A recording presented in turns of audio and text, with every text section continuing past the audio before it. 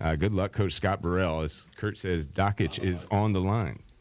Dan Dakich joins us now, former college basketball player and then college basketball coach, and now he has his own show on Outkick, Don't At Me. And Dan, welcome to the show again, buddy. How are you?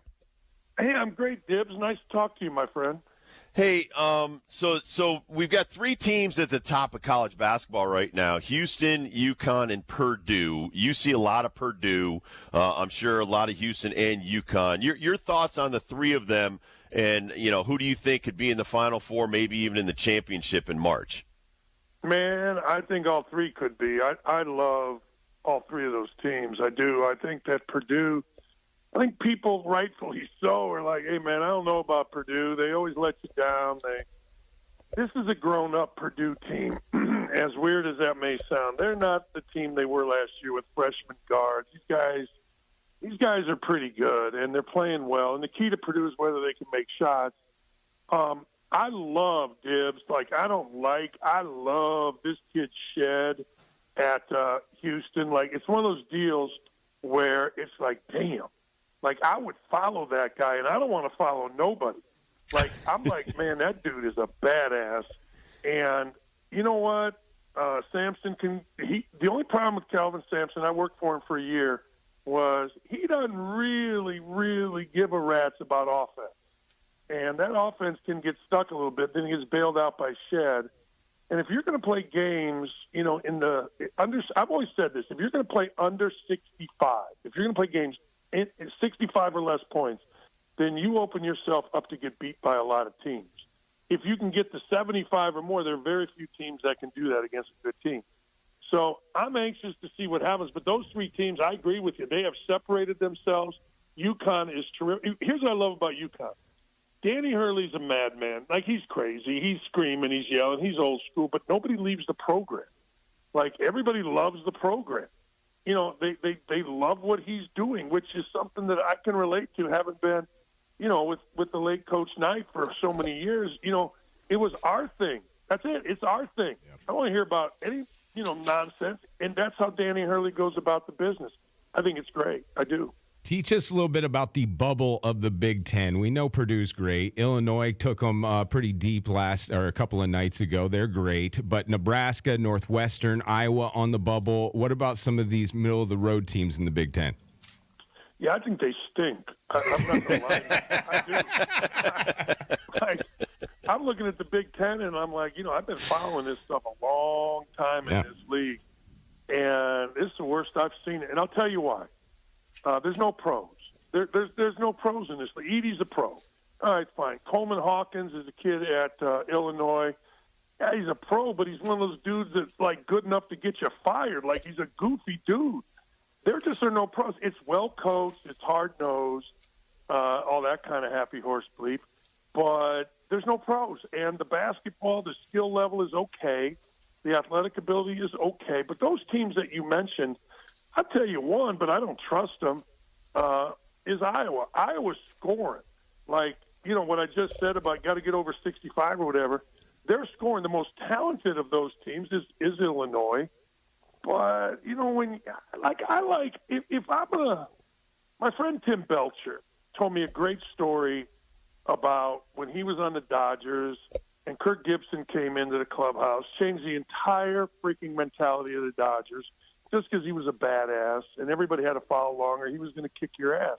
Well, Illinois, their star is like a goofy guy, and that's never good. Wisconsin, I'm telling you, Wisconsin, they're bad, they're unathletic. I love watching this kid Tommy Sheba, or whatever the hell his name is, from from Nebraska. Casey Tamanaga, point guard.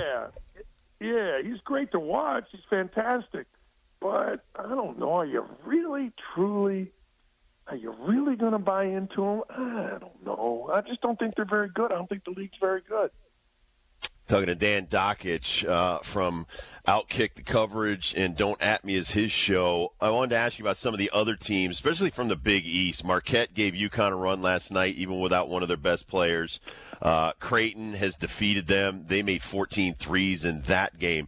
Your thoughts about like Marquette and Creighton and their chances, not just the Big East tournament, but once March Madness starts?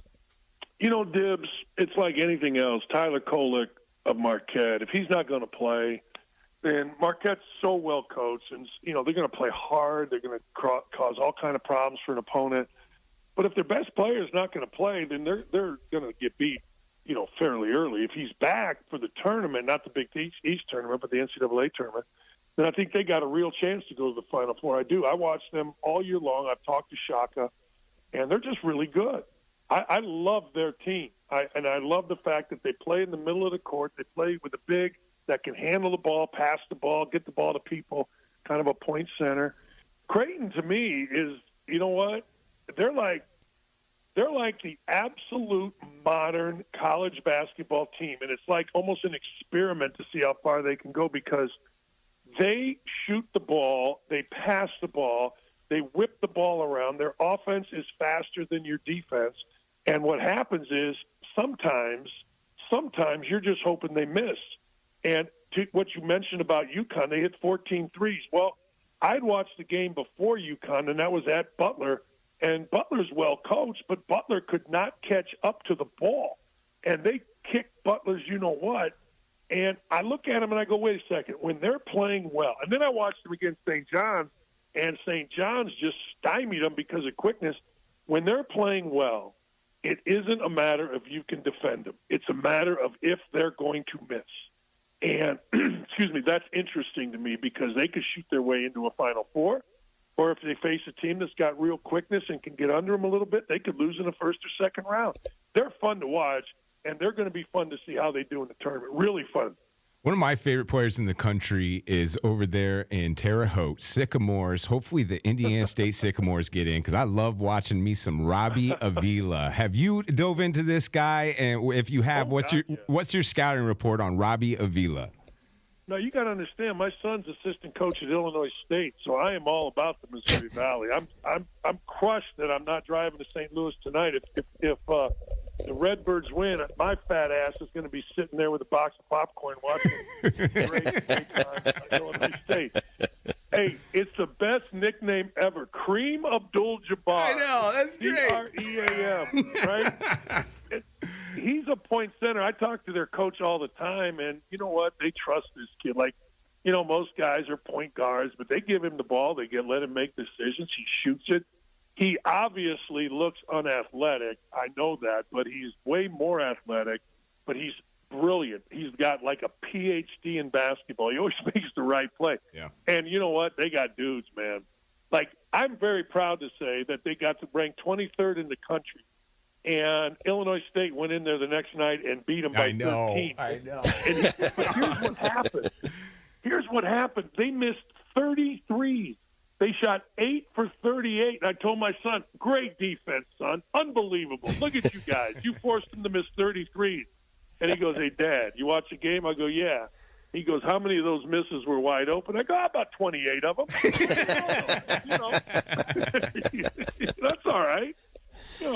But I love that. They're good, man. They're low. They got a point guard that can go get buckets. You mentioned Robbie Avila. He's fantastic. This Kent kid is a combination guy that can guard anybody. They're legit. I hope I'm with you. And I talked to Coach Schurz about this yesterday. He feels like if they can get to the championship game, which we win a couple of games, they're definitely in. But at the mid-major, man, you want to take care of business. But I'm telling you, Missouri Valley's really good. Drake is really good. And if you haven't seen Tyler DeFries, he's a first-round draft choice. He's his coach's son. He's at Drake. He is unbelievable, this kid. So, yeah, it's fun. They're a good team. I wanted to have you on to talk about Caitlin Clark and your thoughts. I mean, just from a coaching standpoint, putting in extra work when no one's watching is something that I always harp on with the kids that I'm coaching.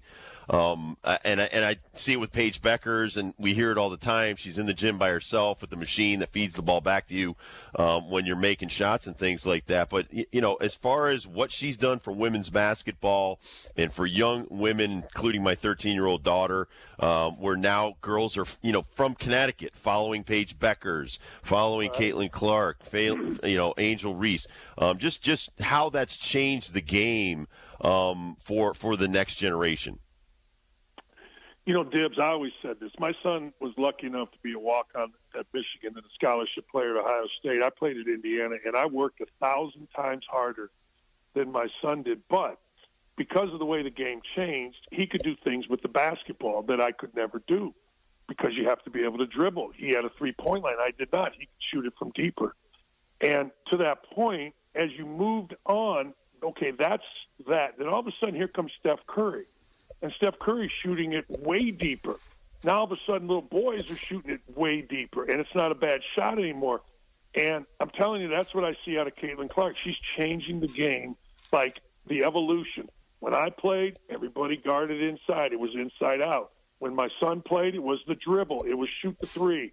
Steph Curry made it, okay, we're going to shoot from deeper, have a little flare going to the rim. And the game evolves, and the women's game is no different. And Caitlin Clark is the next level. You're going to see young women shoot the ball with confidence, play with flair. Pete Maravich is a great comparison. I'm Serbian, and nobody compares to Pete Maravich in my world. But I saw this about a month ago. I'm like, damn, she plays with a flair. She plays with the edge. She plays like Pete Maravich, and she's not afraid. She is going to change. There's been a lot of great women players. There has been a lot. And we have one here, Leah Boston. Yeah. She's great. But I'm telling you, man, she's going to be the first pick in the WNBA draft. She's going to come here to Indianapolis, play for the Fever, and the place is going to be sold out. And Indiana's basketball crazy. You're going to see young women shooting the ball from as deep as they can shoot. I think it's awesome. I love watching her play, and I can't wait till she gets here, man. I think it's going to be great. Sorry we ask you these questions about some of these legends of NCAA basketball when they pass away, but Lefty Driesell passed away a couple of weeks ago, legendary coach out of Maryland. You got any Lefty Driesell stories for us? You know what I did when I was working for Coach Knight? I stole stuff, right? I stole letters and stuff. Of course. Yeah, right? And I'm like, okay, this is going to be great memorabilia. I stole a letter that Lefty Driesell wrote to Coach Knight, and he crushed Coach Knight. I mean, he destroyed him, called him a fraud, said, I helped you back when you were a no-good MFing piece of you-know-what, coach trying to make your way. And I cannot find it. I can't find it. It's made me crazy. My wife was digging through stuff, and I'm like, give me that box. Lefty Driesell left a message, and I still have it on my answering machine. When I was working at ESPN, I said on the air, like, hey, look, I don't understand how Lefty Driesell isn't in the Hall of Fame. I mean, we got these slaps in the Hall of Fame that have been cheating their brains out. Lefty Driesell did more, blah, blah, blah, blah, blah. And he sent me this message, and it sounds like, he's about ready to die or his throat's going to explode. Yeah. And it's just awesome. But never coached against him. Even at Indiana back in the day, we never played against him. But anybody that knows basketball from the 70s knows, man, it was Maryland, it was North Carolina State, it was UCLA, and, of course, North Carolina and Indiana. Those were the schools, and Lefty Driesell was awesome, man. I love that guy. Doc, did Tim Belcher tell you? Though, man. Hey, Dibs, this letter, like, I was sitting there when Coach Knight read it, and he turned pale. Like, oh, man. And I'm like, you know what? I'm tracking this letter. At some point in my life, I'm going to steal this thing. And I did. And I can't find it. That's karma. Yeah, exactly. I wanted to get back to Tim Belcher and Kirk Gibson. Did he tell you the story in spring training when they put eye black in his hat? That was it. Yep. Was it.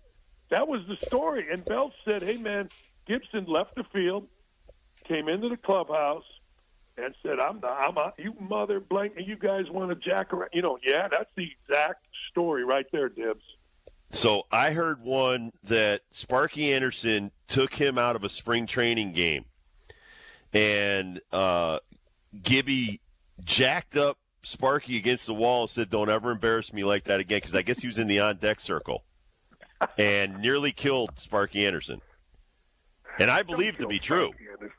I absolutely believe that because that was the way he was. He was it was like Chris Sabo, very simple, where just don't do certain things to me and we'll all be good.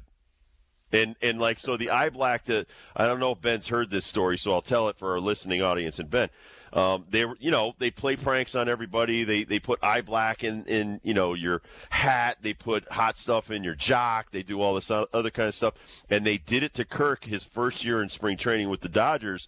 And so, he takes his hat off and there's this big black ring around his head. And he went bananas. He's like, I will never play that way. If you guys think that it's going to be this way, he was ready to fight the whole team. Oh. The first first week of camp. Yeah. And what Belcher told me. Yeah. And it's those are the kind of things. I've told this story that I was in Milwaukee when Kirk wanted to retire and ultimately did when he was with the Tigers in '95. And he was upset by the way the younger players were treating Cecil Fielder. It had nothing to do with him. It had to do with the way they were treating Cecil. And he said, I just can't be a part of this anymore. So I just love the fact that Gibby was such a simple guy and such an amazing competitor, but he really just, wasn't involved in a lot of the kind of childish pranks that I think a lot of us, relish to kind of pass the time. What is it about you baseball guys that you want to always fight your manager? Now, see, he wanted to fight me. Let's clarify that, Doc. He wanted a piece of me, and that was a mistake. So that's a huge mistake. What is it about older guys? Like Jim Boeheim came on my Outkick show and said he was going to punch basically Jay Williams for saying that Caitlin Clark wasn't any good, and then Barkley says he's going to punch any black guy that wears a mug shirt. I mean, what is it about? Like I'm Barkley's age.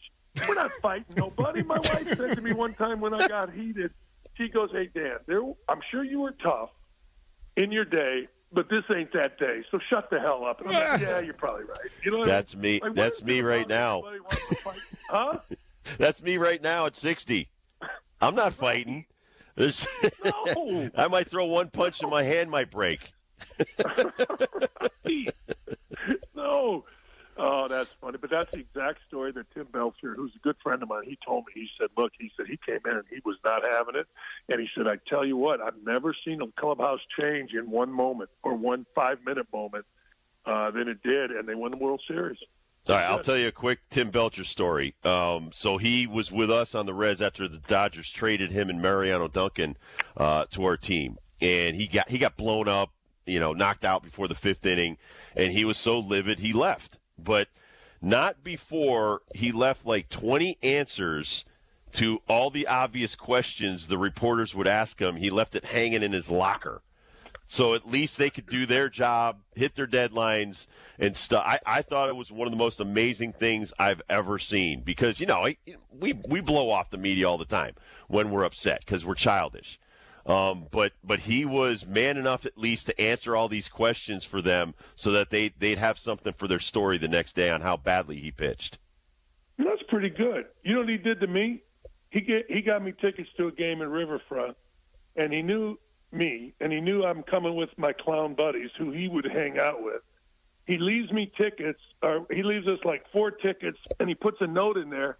He goes, "Hey, dumbass, these are Lou Pinella's seats. Try to act like a human being, please." And we're like, all right, we won't cause a problem. Oh, I love that dude, man. I love Belcher. Dan, always a pleasure to have you on, my friend. We'll talk to you soon. Thank you, Dan. Thanks, guys. See you later. All right. Dan Dakich, everybody. Don't at me on Outkick. We'll take a quick break. Ben, Rob, Kirk Kaplan on the 1s and 2s. We'll be right back with First Dibs question of the day.